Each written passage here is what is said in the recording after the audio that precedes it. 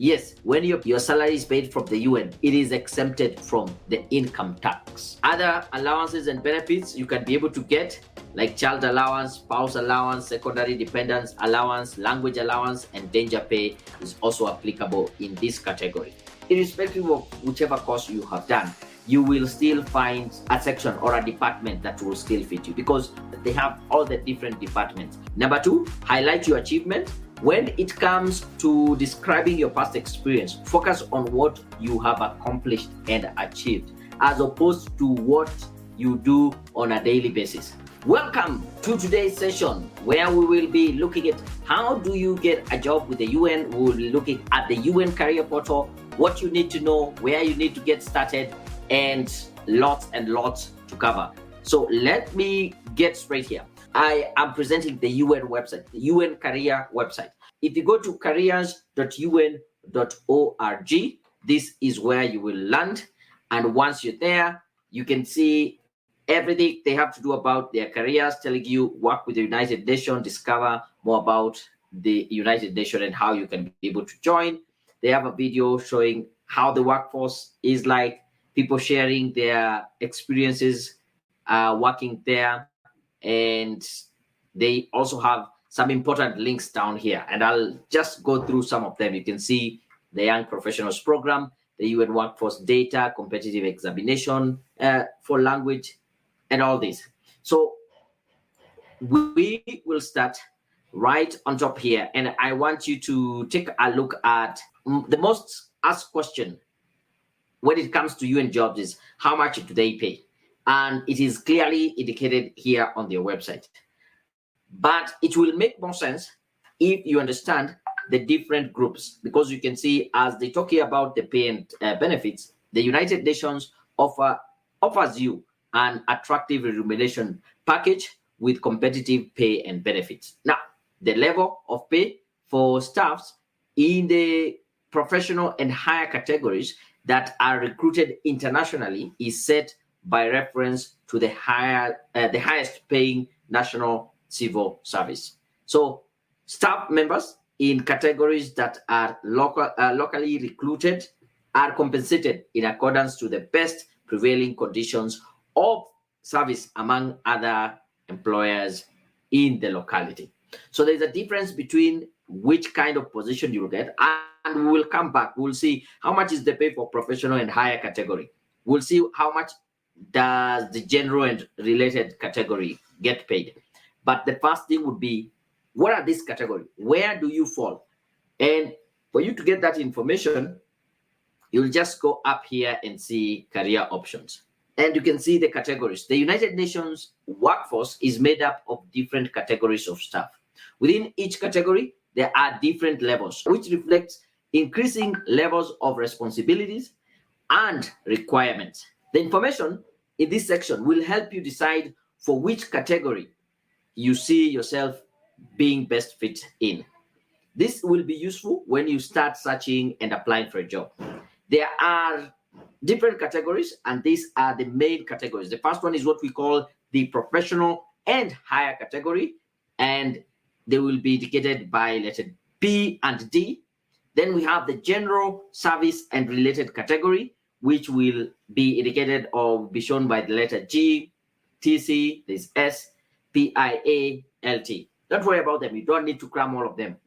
I'll just show you how you can identify that. And then we have the National Professional Officer, that is the NO, Field Service, FS, and then we have Senior Appointments, which will be SG, DSG, USG, and ASG. So where do you fall? If you scroll down here, so let's look at the professional and higher category. Under the professional and higher category, these as P and D are normally internationally recruited and are expected to serve at different duty stations throughout their careers with the organization. So openings for professionals, opening for professional jobs can be found at all duty stations across the globe, wherever they have the UN Secretariat. And the level of education is also something that is of importance, and I want to show you here.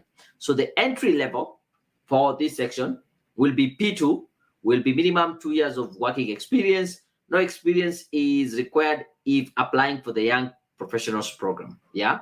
So the Young Professional Program also fall under this part. And the other thing you need to know, P3, this will be someone who has 5 years of experience and above. Then we have the mid-level professional, that would be the P4. Minimum would be 7 years of experience that is needed. A P5 would be someone with at least 10 years of experience. Then we have what they call the senior level professionals. Here, this is P6 and D1, minimum 15 years of experience. And we have P7, D2, more than 15 years of experience. And you can see, irrespective of whichever level of interest you have, you can be able to fall in this category, either the entry level or the senior level, which is well explained right there. Let's look at language professionals. Now, there's another category of language professionals, and the United Nations is one of the largest employers when it comes to language professionals and welcomes application across the globe. The first step is for you to apply for a very competitive examination for language, and you will see some of the language that they are always looking out for. There is Arabic, Chinese, English, French, Russia, Spanish. Yeah, all these are languages that they are always looking out for. The other category I would also want to bring to your attention would be the Young Professionals Program. This is another opportunity for you to, especially at entry level. The United Nations has this YPP, which is a recruitment initiative for talented and highly qualified professionals to start a career as an international civil servant with the UN Secretariat. And it consists of an entrance examination process and the professionals development once those who are successful start once they join this. So in this program, there's a whole link here where you can go check when does it start, when do they do the recruitment and all that. Another category that I want to bring to your attention would be the Junior Professional Officers Program. It is a bit different from the YPP, as here, if you are a skilled graduate with energy, enthusiasm, and eager to develop your skills and knowledge of the multilateral systems, the United Nations Young Professionals Officer, that is JPO program, is for you. Formerly, it used to be called Associate Expert Program. And there's enough information on how you can be able to join, which countries are participating, and all that. So you can see the main areas that they focus on. The following disciplines are some of those considered by donor countries for the United Nations JPO. That would be political science, social sciences, law, human rights, project management. There is public administration, economic affairs, environmental affairs, and gender affairs. The next category is now what we call the field officers category. Staff in the field service category are normally recruited internationally to serve in different missions. You are expected to be highly mobile and to serve in different locations during your careers. And in this space, members will provide administrative, technical, logistic, and other support to United Nations field service. And there are 4 levels here, as you saw. There are 4 levels, which is FS4 all through to FS7. Yeah. So SF4 minimum is 6 years experience. Here, 8 years of experience.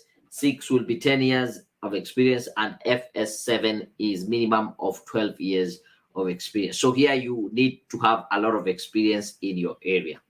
Then there's also the National Professional Officer, the NO. Yeah. And all you need to do here is know that there are 5 levels in the National Professional Officer, A through to E. The highest level, the most responsibility the job requires, and the more work experience you will need. As you can see, going down there, minimum 1 year experience, you can join at level A, and over 7 years of experience at level 7.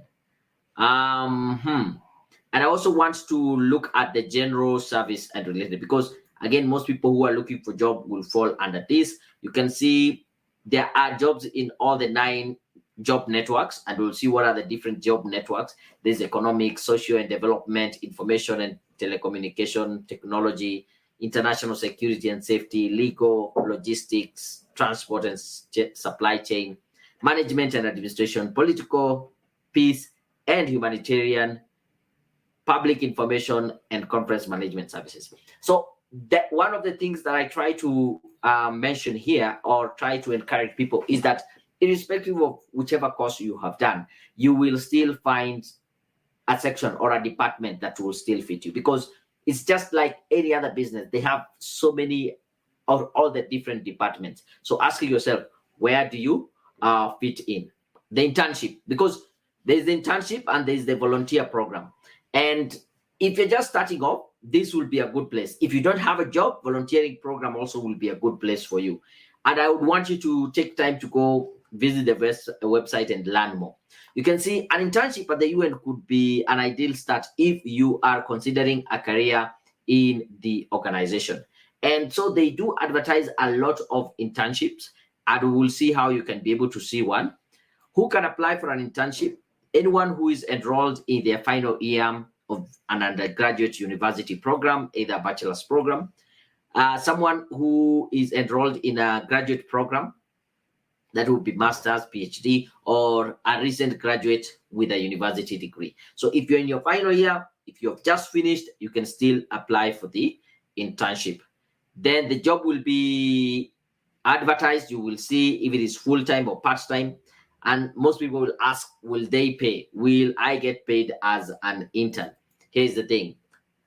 Our member states have decided that the UN Secretariat cannot provide financial compensation to interns at this point, but conversations are ongoing. Some UN agencies, though, do offer internship positions with various types of monetary support. And that will include some allowances, transport allowances. So they don't really say that you are earning a salary. They are not paying you, but they're just giving you maybe certain monetary support. And it depends with the agency, the position, and all that.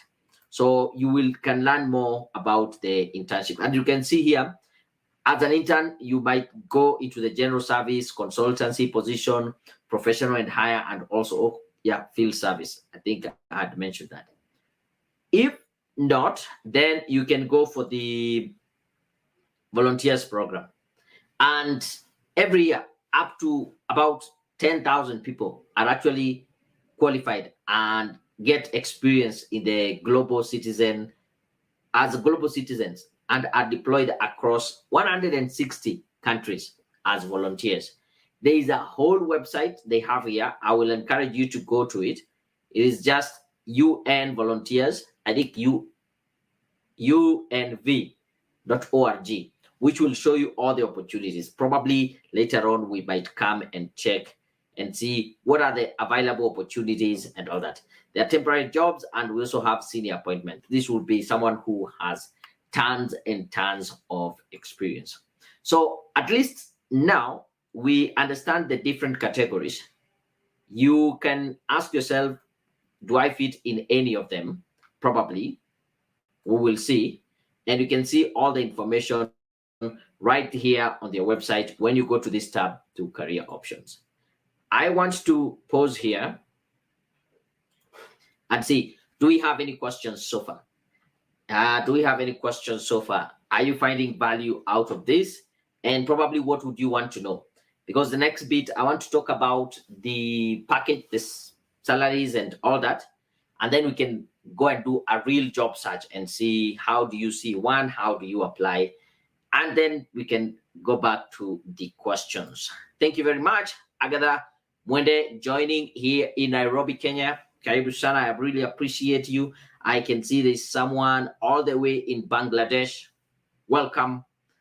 Buena Stivo, M Creative, watching from Kinangop. Good job, good job. I don't think there are questions. But so far, so good. Are we getting value? Just checking on you. I like having my sessions very interactive so that I don't leave you behind, and I want to have as many people on board as possible. Are we together? Are we good? If so, just give me some thumbs up, comment. If you're on LinkedIn, I might not be able to get your comment, but if you jump to YouTube, it will be easier. So let me go to the next thing about now pay and benefits. Now, once you know the different categories, it will make sense for you when it comes to the pay and benefits. Allow me to zoom a little bit in. So this is where we start. What is the salary for hire and professionals and hire? So here's the thing. In the professional and hire categories, you are normally recruited internationally. You will receive a salary which is paid on the basis of the worldwide scale, and benefits which take account on your dependents and the cost of living on your duty station. So there are two ways in how this amount is calculated. The first one is the base salary. They will tell you this is your base salary. And then on top of that, there's what they call the post adjustment. And post adjustment basically considers where are you living, what is the cost of living in that area, what are your dependents, and the rates are just right here in this other site called the International Civil Service Commission website, and they can easily show you how you calculate it. So we were looking at this. There's the basic pay and the post adjustment. What are the benefits? All this.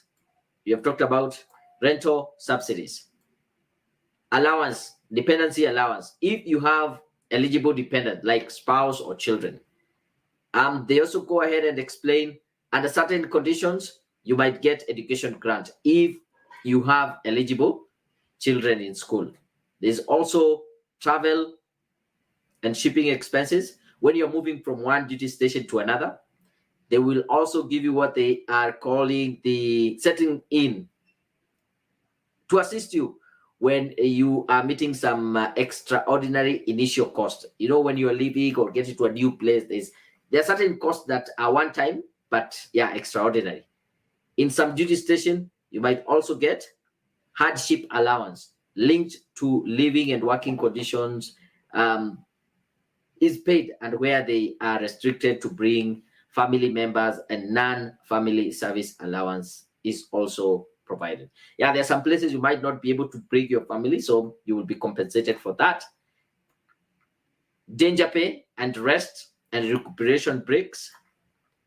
There is repatriation grants as applicable, and also mobility incentives. On top of that, you have holiday and leaves. There is also health insurance, and there is also retirement pension. If you have an appointment of 6 months or more, then you are able to join the UN Joint Staff Pension Fund. So quite a good deal, right? You would say. Now let's look at general service and related categories. Now here, staff members in these categories are normally recruited and paid on local basis. You will be paid a salary according to the local salary scale. The salary scales are reviewed periodically on the basis of salary surveys of the best prevailing conditions of employment in that locality. So these are not international. They will be based on locally. One country will be different from another, but as they say here, they will give the best prevailing conditions of employment. Yeah. Another thing, tax exemption. Salaries, grants, and allowances paid by the United Nations are normally exempted from income tax. I know I've said this earlier, and most people are saying, are you sure? Yes. When you're paid salaries, your salary is paid from the UN. It is exempted from the income tax. Other allowances and benefits you can be able to get, like child allowance, spouse allowance, secondary dependence allowance, language allowance, and danger pay is also applicable in this category. Holiday and leave, health insurance, and also you can be able to join their retirement pension. Now let's look at the next category. That would be the national professional officer. Staff members in these categories are recruited and paid on a local basis. You will be paid a salary according to the local salary scale. And as I've said, this scale is periodically reviewed and they try to offer the best prevailing conditions of employment in the locality. Salaries exempted from tax. Allowance includes child allowance, spouse allowance, secondary dependent allowance, danger pay, holiday and leave, health insurance, and also here you also have retirement benefits. And the last category here is the field service category. You are normally recruited internationally. You will receive a salary which is paid on the basis of the worldwide scale, and the benefits will take into account your dependents and the cost of living of where you are. So just as the professional and higher category, there is the base salary and then there's the post adjustment. And this is based on those conditions, like where the cost of living. And as they say here, as an example, you will find if you're in New York City, your post pay will be different if you are in Nairobi, Kenya, yeah, or in your any other country. So the calculation, you can be able to see the rate at the International Service Commission website. And the benefits equally the same. There is a lot of allowances, holidays, retirement benefits, and all that. Now, there's a disclaimer here. This information is provided to give a general overview of the United Nations conditions of service. The actual employment contract of the staff are based on the UN staff regulations and rules, which remain the definitive source of any legal and administrative interpretation. So this is just to guide you, but if you get a job there, it will be based on the contract that you have. And I want to show you now how to apply. Right here on the website, they have given you a lot of information on how to apply. So right now, I am in this section here saying how to apply. And on the website themselves, they give you a lot of information that will be valuable for you when you are applying here for the UN. So let me zoom in to give you the details. So how to apply. The process of applying for a United Nations job starts on this website. Once you have explored the jobs opening and selected a role that interests you and for which you have the required experience, qualifications, you can begin the process by selecting Apply Now on the job description. Now, on this page, you can find step-by-step instruction for applying, and that is the process that I want to share with you, the guidelines that you need to follow. And also we'll look at some of the information to do with assessment, examination, and tests. So the first thing is to find that job. So the application process, how it starts, you search for the job, you identify it, then you say you want to apply for it. So if there's, and I'm going to do a real demonstration, but let me just show you the steps. Then once you say apply, it will take you to their website, which is called Inspira, which is their HR gateway. Now, on that point, now you will fill in the application. That's where you submit your application. Oh, even here it is. This will direct you to Inspira. So all UN jobs, secretary jobs, you need to apply on Inspira. Once it takes you there, once you have filled in, so there are two sections to this. Depending with the job, you will fill in the job application, submit it, and then once you have submitted it, it will go for evaluation. Now, once it is being evaluated, it will just be showing under consideration on the portal. Once they have done that, they feel that you are qualified and you can go to the next step, then they will invite you for an assessment exercise. The assessment exercise would either be a written exam or other forms of a simulated exercise or a case study. You will be informed in advance of the time, type, and the length of the assessment. If based on the results of the assessment, you are considered good fit, you will then be shortlisted for the competency-based interview. So from there, now you go to the next step, which is competency-based interview. Now, the Competency-based interview can take place either on the phone, video conferencing, or in person. You will be notified in advance the time, duration, and the means or the place for the interview. During the interview, they are mainly looking to learn more about you, your combination of skills based on the earlier experience. And then once they do that, they would do a review after the interview. Then they will say, if you're selected, then you are notified and you are rostered. Now, roster is a pool of candidates who are ready to be deployed for any jobs. Then after that, they will do their reference checking. Who did you put as your reference? Some security checks and all that. I like the fact that they actually give you some interview tips. Yeah, these are interview tips from them. Or no, these are application tips before we go to the interview tips. Yeah, applying for a job in the US can be challenging, but extremely rewarding. With this in mind, we prepare 5 great tips for you to keep in mind when applying for this job. Number 1, choose the right job for you. Only apply for jobs that you're suited. And when you look at your strengths and your aspiration, they fit with that job. Don't just apply for the sake of applying. Yeah. Number 2, highlight your achievement. When it comes to describing your past experience, focus on what you have accomplished and achieved, as opposed to what you do on a daily basis. This is one of the reasons why when we are writing your professional CV, we focus more on your achievement rather than your responsibilities. You know, your responsibilities, these are the things that you're doing day in, day out. But employers are not interested with those activities because any other person in that position would still do that job. But achievements on this other side, they show what you're capable of, what you have done over and above what is expected. Yeah. So that is really important. And you can see the UN, they're even emphasizing more on that. Then when it comes to your motivation statements, you will need to provide a motivation statement to prove that you are the best candidate for the position. Now, when it comes to this motivation statement, think of your motivation statement as an opportunity to distinguish yourself from other job seekers by highlighting what makes you the best fit for that position. It should be brief, 3 to 4 paragraphs, and as targeted as possible for the position for which you are applying for.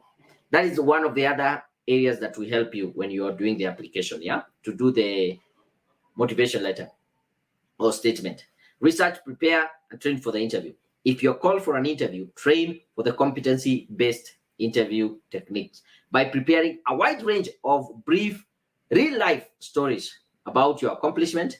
The structure for the answer should be situation, action, result. And there's a whole video I have done about the ASR. Sometimes it's known also as the STAR method, whereby competency-based is a way of asking to see how you behaved in the past, how you acted in the past is the best predictor of how you're going to act in future. So you need to bring in lots of real life experiences, and you answer when you ask, tell us a situation where you dealt with a angry customer. Tell us a situation where you had to maybe submit a project within a very tight deadline. So you need to talk about what was the situation. Number 1, this and this happened. What is the action that you took? We had this deadline. There's this client who wanted this and this. The action I took, I talked to them. I did this. I prepared this. What did you do? And then what was the result from that action? The customer was calmed down. We were able to satisfy. We were able to submit the report in good time. All that. So there are real life situations that you need to prepare. So many, yeah. You never know what kind of question might come in that area, and that is a very good tip right there. Situation, action, results. Then apply for as many as you can, especially when you are targeting the ones that you're qualified for. When it comes to the interview, I think let me just talk about the interview. And there are 10 tips here they give, which are very, very important. Structure interview question can look like this, yeah? Tell us about a situation where you went over and above your manager's expectation. So think about what was the situation, what was the action, what was the result. Give us an example of a time when you used your problem-solving ability to resolve an issue. Tell us about a time where you had an number of demands being made on you at the same time. How did you deal with it? So that is what we are calling the competency-based interview. And I like how this is how I think I'd already mentioned here. These competency-based interviews, also known as behavioral interviews or criterion-based interviews, yeah, such interviews are based on the concept that your past behavior and experience is the best indicator of your future performance. In other words, your history tells us a story about your talent, skills, abilities, knowledge, and actual experience in handling various situations. So think about that. What are the tips that they give right here on the website? Prepare a wide range of brief, real-life stories about your accomplishment. Be aware of the specific skills each story is illustrating. And remember to include the positive outcome or the lesson learned from each experience. Be ready to discuss your strength and your ability to learn from past experiences. Also think about how you could contribute to the work of the United Nations and to be specific, the position you are applying for. Number 3, review the competencies mentioned in the job opening. All the job openings have some competencies they are listed. This will be probed in your interview. So your stories should show your skills in this competency area. Yeah, these areas of competencies. You should be prepared to address positive results using these competencies and also challenges you have had in each of these areas. Again, repeating, use that structure, situation, action, result.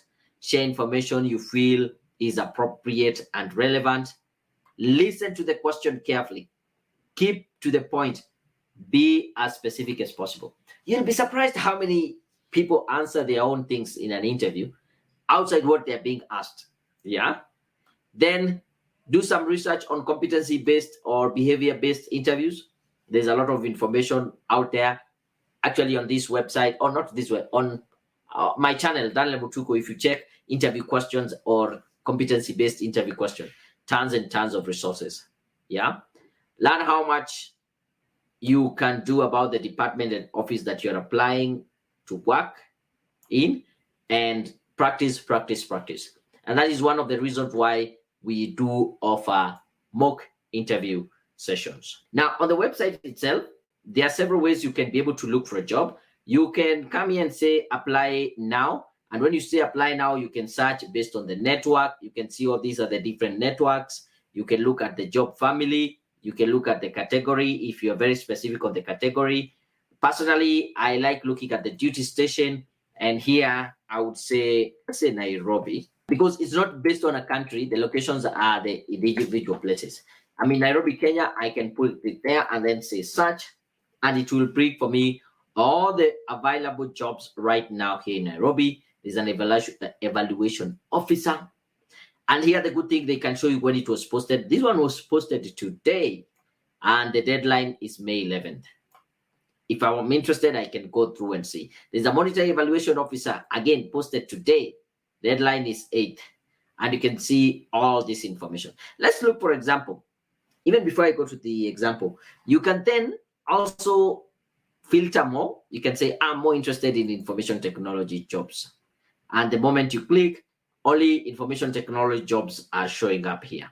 I'm only interested in fieldwork. So there's none for fieldwork and information technology. If I remove that, there's that section. So I can clear that. Also, look here. There are so many filters. You can check the ones that have been posted within the last 24 hours, 7 days, duty station, and all that. And you can just come here or search. Let me just search again, Nairobi, and it will bring me all the Nairobi positions. So, and you can see it's showing 73 that have been found right now. So if I look for one, and let's say this one, view job description. So I can read through. This is the briefing. I can see what the organization is all about.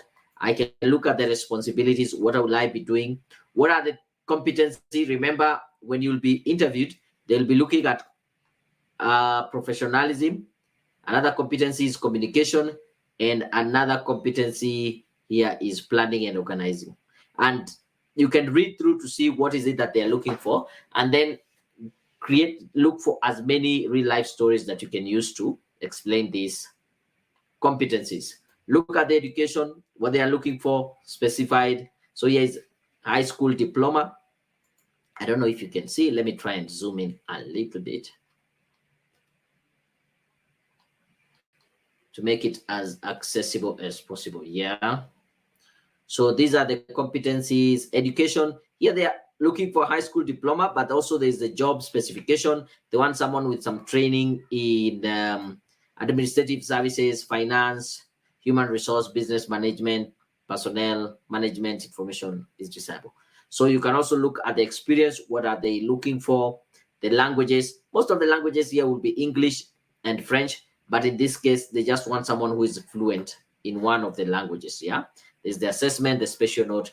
And by the time you read through and you feel like this is the job that I want, then you click apply. When you say apply, it takes you to the Inspira portal. And now here on the Inspira, if you have an account, you can log in. If you don't have an account, you can create one, and then you will follow the process they have said. How do you go submit? I've done another video which actually takes you right into Inspira and how you apply. So actually look for that video. I'll post it in the description of the video. Down there you can see how inside the Inspira looks like. It hasn't changed much, but the process is still the same.